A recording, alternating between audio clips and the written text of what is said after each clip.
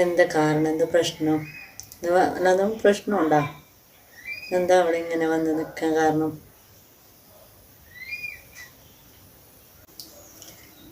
പ്രശ്നങ്ങളേ ഉള്ളൂ പിന്നെന്ത് പറയാനും. നമ്മളിങ്ങനെ ജീവിച്ച് പോന്നു. പ്രശ്നങ്ങളെന്ന് വെച്ചാൽ അവന് കല്യാണം കഴിച്ച് കൊണ്ടുപോയത് ഒരു കുടുംബം പോറ്റാനൊന്നും വേണ്ടിയല്ല.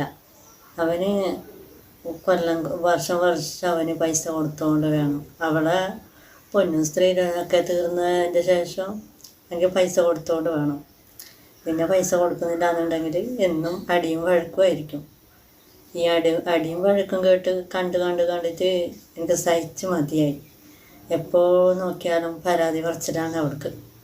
സഹിച്ച് മതിയായി. ഞാൻ പറഞ്ഞ് ഇവിടെ തന്നെ നിൽക്ക്, എന്തിനു നീ പോകണ്ട, പിന്നെ ഒന്നെങ്കിൽ ഒഴിവാക്കണം. ഞാൻ പറ്റുമെങ്കിൽ